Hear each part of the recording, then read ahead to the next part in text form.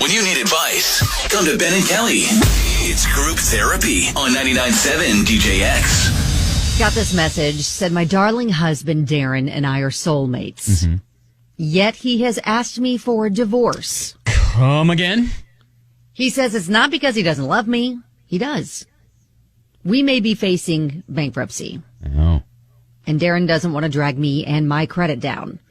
He doesn't want to leave. Thinks that after we divorce, our life can go on as it has been, although on paper we won't be husband and wife any longer. My first thought was, no, we're husband and wife. I meant for richer or poorer. We're in our 40s, and Darren says that he's looking out for my future. Now, I'm committed to my marriage and believe we're in this financial situation together. I didn't marry Darren for money, and I certainly don't want to divorce him over money. But Darren swears this isn't an excuse to get out of our marriage. He says we can be married again as soon as we're back on our feet. Am I wrong about this? Should I suspend our marriage? Does he have a point? It's breaking my heart to even consider it. Oh, gosh. Yeah, this is tough. Like, I have no idea about bankruptcy law, if he is right to try to separate themselves financially, if there's another way to get out of this without her credit being tarnished. Hopefully, maybe there's some lawyers that can weigh in on this. Yeah, or anybody who's actually done this. Like separated and divorced to just for credit or to financial reasons. Financial reasons. I don't know if you can weigh in the positive, the negative in that. I don't know, because I like Kelly. I don't know.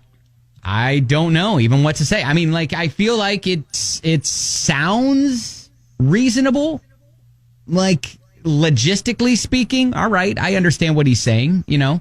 But from an emotional standpoint, that's big. Well, Brittany says, I think he's got a point. As long as all the info being given is accurate, I totally feel like he's being smart about this. Okay. So we'd love to hear your thoughts on it, especially if you can weigh in from experience. 502-571-9970.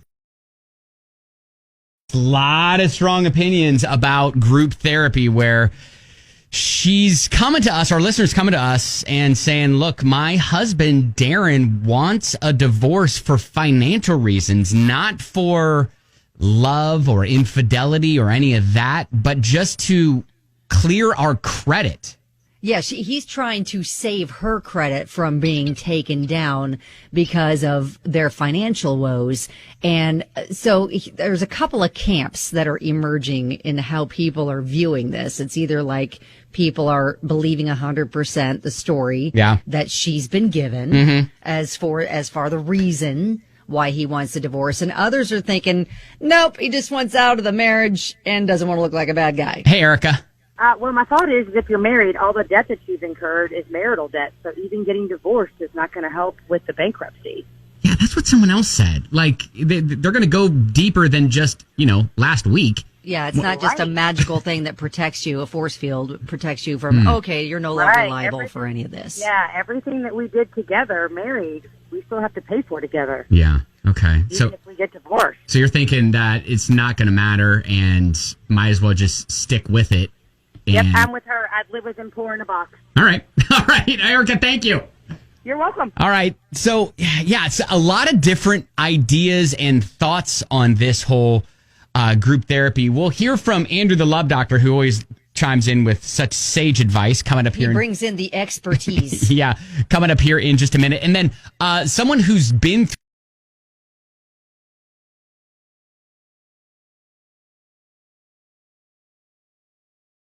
through it as well.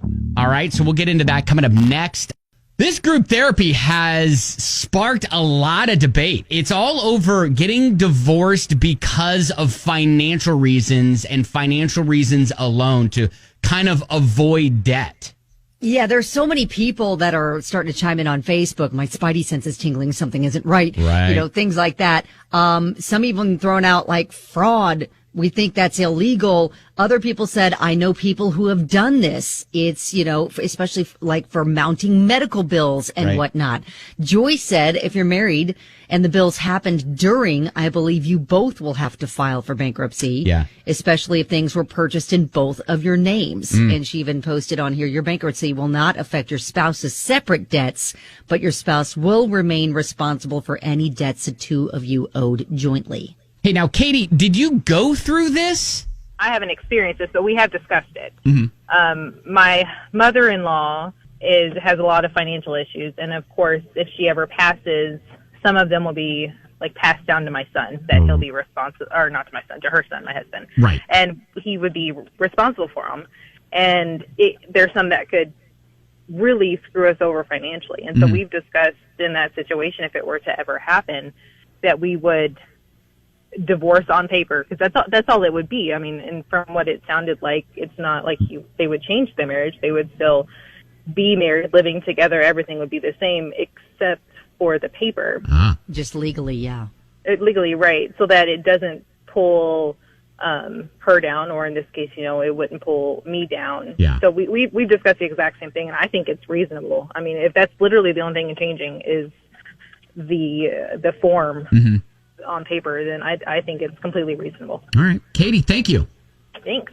Hey, Dee. What a crock of crap.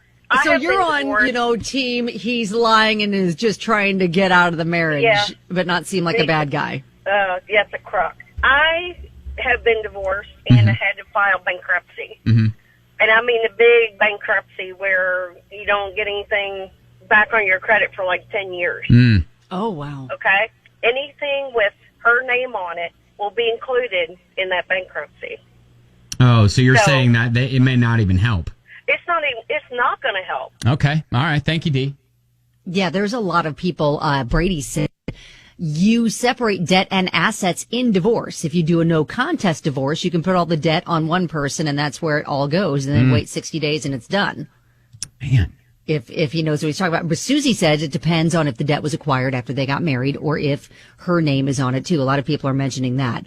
So it could be worth it. I think bottom line, they need to consult an attorney who can tell them exactly, because a lot of people are saying bankruptcy and divorce, both expensive. So you need to get, legal advice with your particular situation with the kind of debt that you're talking about. But not only that, Andrew, the love doctor who calls our show all the time, brings up a good point. What's your thought? This one's tough, man. A couple of things are going on here. One, if what he's saying is absolutely 100% true from a financial standpoint, Kelly's and you, Ben, are both right. Let's start there. All right. They need to get advice from a bank lawyer, somebody who's a professional who could have them weigh both options: married, divorce. What's it look like on both ends? How it affects them, and so forth. That's the first thing they need to do. Find an expert, a legitimate expert on that standpoint. The second thing that's going on here is she's right from an emotional standpoint. That's tough, because if they do get divorced, so this could pan out, you might cause them what they call an emotional detachment, which basically means, you look at this person sitting next to you and go, I'm not married to you anymore. Oh. And it's a different feeling than knowing the person you're laying next to is your spouse versus somebody that you now recently just divorced. Wow. You know what I'm saying? I hear you. And everybody's different from an emotional standpoint, but from her perspective, from a woman's perspective, that emotional standpoint is stronger than any financial issue that he's got going on. So that's going to be tough on her if this truly does go through and happen. All right, Andrew, the love doctor. Thank you, man. Thank you. Come on, loving. See you, buddy. Yep. All right.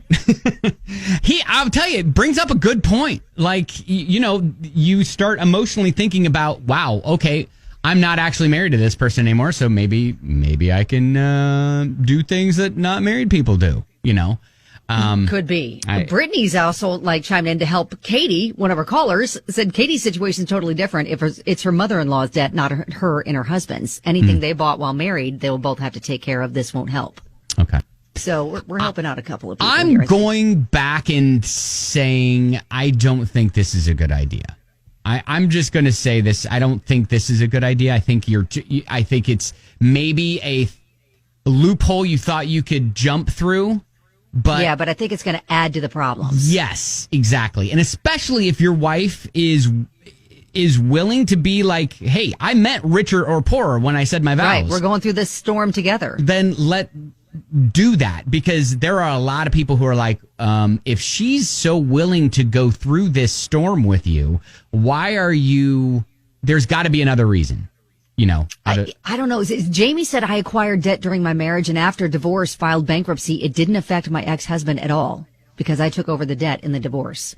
So I think they need to consult legal advice to look at their particular situation and find out if it would be beneficial for them or not. All right. Well, anyways, there's a lot to think about. But I will still say, nope, I don't think it's a good idea. So that's what I'm going to land on. You choose what you want and keep us posted. All right. At Ben and Kelly Show, if you want to see all the comments or chime in yourself, that is group therapy.